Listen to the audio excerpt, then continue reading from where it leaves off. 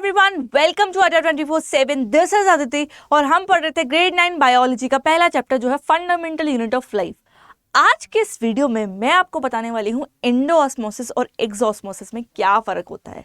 तो बच्चों को बहुत कन्फ्यूजन होता है इस इस टॉपिक में कि यार मैम ये क्या होता है, उसमें क्या होता है, अंदर से बाहर जाता है, बाहर से अंदर आता है पानी, क्या होता है। तो सारे कन्फ्यूजन आज आपके इस वीडियो के अंदर क्लियर हो जाएंगे। अब ऑस्मोसिस की अगर मैं बात करती हूँ तो हमने पढ़ा था कि ऑस्मोसिस क्या होता है। एक डिटेल्ड वीडियो ऑस्मोसिस पे भी प्रिपेयर्ड है, यहाँ बस मैं डिफरेंस बताने वाली हूँ। खैर क्विक रिवीजन हम कर लेते हैं। Osmosis ideally is a type of diffusion और इसके अंदर आपका सॉल्वेंट यानी कि वाटर मूव करता है हाई टू लो, और जो भी ये मूवमेंट होता है it occurs through a semi permeable membrane. इतना आपको पता होना चाहिए, तभी आप एंडोऑस्मोसिस और एक्सोऑस्मोसिस समझ पाओगे। अब मैं चाहती हूं कि आप यहाँ जो लेफ्ट साइड वाला डायग्राम है, मतलब मेरे लेफ्ट में जो है वो देखें, और जो ये राइट में दिया हुआ है, ठीक है, मतलब इस साइड में जो दे रखा है वो डायग्राम देखें। इसी से आपको दोनों कंफ्यूजन जो दोनों टर्म्स हैं क्लियर हो जाएंगी। सबसे पहले हम बात करते हैं एंडोऑस्मोसिस की, ठीक है। एंडोऑस्मोसिस दो वर्ड्स हैं। एंडो मतलब क्या, पक्का कुछ अंदर मूव कर रहा होगा, ठीक है।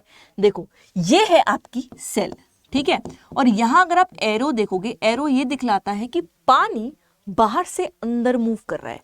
Water is moving from outside to inside of the cell. ये बात समझ में आ गई। अब अगर आप खुद सोचो, पानी बाहर से अंदर मूव कर रहा है तो पक्का जो बाहर का एनवायरनमेंट है ना, उसके अंदर पानी ज्यादा होगा, यानी कि हाई वाटर कंसंट्रेशन होगी बाहर। और क्या मैं ये बोल सकती हूँ कि जो बाहर का सॉल्यूशन है वो बहुत ही ज्यादा डाइल्यूट है। डाइल्यूट क्या होता है, जिसमें सॉल्वेंट ज्यादा है, सॉल्यूट कम है, यानी कि सॉल्यूट की मात्रा, लेट्स से शुगर सॉल्यूशन है तो शुगर बहुत कम है और पानी बहुत ज्यादा है, ठीक है। तो डाइल्यूट सॉल्यूशन होगा जिसमें पानी ज्यादा होगा। अब पानी बाहर से अंदर मूव कर रहा है तो क्या मैं ये बोल सकती हूँ कि जो बाहर वाला सॉल्यूशन है वो बहुत डाइल्यूट है या उसमें हाई वाटर कंसंट्रेशन है। दोनों टर्म्स में बोल सकती हूँ। तभी तो पानी बाहर से अंदर आ रहा है, क्योंकि ऑस्मोसिस में तो मूवमेंट ऐसे ही होता है, हाई टू लो होता है और through a semi permeable membrane होता है। अब हाई टू लो मूवमेंट हो रहा है और एरो में ये दिखलाता है कि बाहर से अंदर आ रहा है पानी, तो पक्का बाहर पानी ज्यादा होगा। यही है आपका एंडोऑस्मोसिस। एंडोऑस्मोसिस में क्या होता है, पानी आता है अंदर, और जब पानी अंदर आएगा तो ऑटोमेटिकली क्या होगी, सेल आपकी स्वेल कर जाएगी, वो फूल जाएगी। जैसे प्लांट सेल है, प्लांट सेल के अंदर वैक्यूल होती है। वैक्यूल क्या लेती है, पानी लेती है बाहर से, ठीक है। जब वो पानी लेती है तो वो भी फूल जाती है, वो टर्जिड बन जाती है, ठीक है। टर्जिड वर्ड हम तभी यूज करते हैं, कुछ फूला हुआ, कुछ स्वेलन, ठीक है। तो यहाँ पे क्या हो रहा है, पानी बाहर से अंदर आ रहा है और सेल क्या हो जा रही है, बहुत फूल जा रही है। When we are talking about hypertonic solution, अब देखो आप ये बोलोगे कि मैम यहाँ पे एक हाइपोटोनिक भी लिखा हुआ है, ये क्या है। ये हाइपोटोनिक सॉल्यूशन यही होता है भैया, जब बाहर आपका सॉल्यूशन बहुत डाइल्यूट होता है, पानी ज्यादा होता है, ठीक है। और नेट मूवमेंट यहाँ में दिख रहा है, बाहर से अंदर हो रहा है, और बाहर से अंदर मूवमेंट, इसी पानी के मूवमेंट को अपन बोलते हैं क्या, अपन बोलते हैं एंडोऑस्मोसिस, जिसमें सेल आपकी स्वेल कर जाएगी। सो सॉल्वेंट यानी कि पानी will move into the cell और सेल आपकी स्वेल हो जाएगी। अगर मैं बात करती हूँ एक्सोऑस्मोसिस की, जस्ट एंडो का उल्टा, पानी मूव कर रहा होगा बाहर। अब थोड़ा कंसेप्ट पे आ जाओ, पानी बाहर मूव क्यों कर रहा होगा, वो इसलिए कर रहा होगा क्योंकि बाहर पक्का जो सॉल्यूशन है वो होगा आपका कंसंट्रेटेड। कंसंट्रेटेड से हम क्या समझते हैं, बाहर अगर सॉल्यूशन कंसंट्रेटेड है दैट मींस सॉल्यूट की मात्रा ज्यादा है और सॉल्वेंट की मात्रा कम है, और सेल के अंदर सॉल्वेंट यानी कि वाटर की मात्रा ज्यादा है और सॉल्यूट की मात्रा कम है।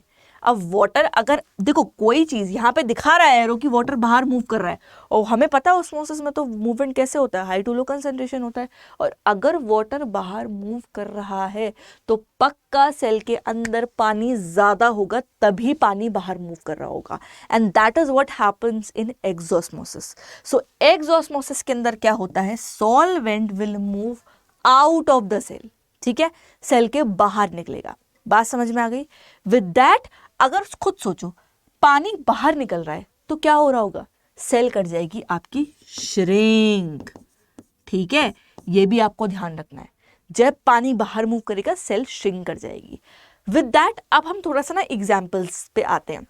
आप किशमिश लो, रेजिन, ठीक है, रेजिन को डालो प्योर वाटर के अंदर और कुछ टाइम छोड़ दो, फूल जाती नहीं फूल जाती है। क्यों फूली? वो इसलिए फूली क्योंकि उसके बाहर वाला प्योर वाटर जो है वो ज़्यादा डाइल्यूट है, उसमें पानी की कंसंट्रेशन बहुत ज़्यादा है, सॉल्यूट की कम है। इसलिए पानी की कंसंट्रेशन जब बाहर ज़्यादा है तो पानी बाहर से अंदर ही तो मूव करेगा और वो रेजिन फूल जाएगी।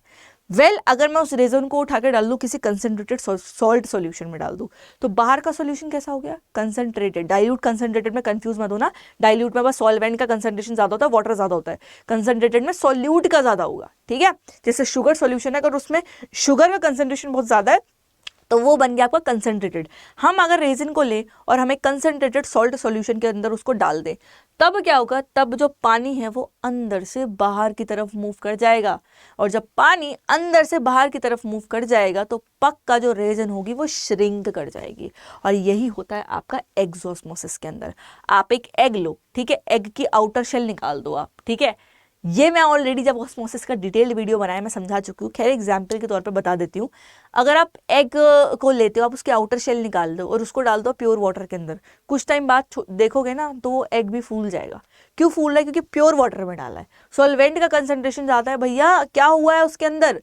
उसके अंदर एंडोऑस्मोसिस हो गया है, उसने पानी अंदर ले लिया और वो अंडा फूल गया है। सो अब अगर अपन डिफरेंस की बात करते हैं बच्चों, कभी भी एग्जाम में डिफरेंस आता है, बहुत इंपॉर्टेंट है, कभी भी एग्जाम में डिफरेंस आए लिख के टैबुलर फॉर्म में ही आना है। सो एंडोऑस्मोसिस में क्या हो रहा है? Solvent is moving into the cell. Exosmosis में क्या हो रहा है?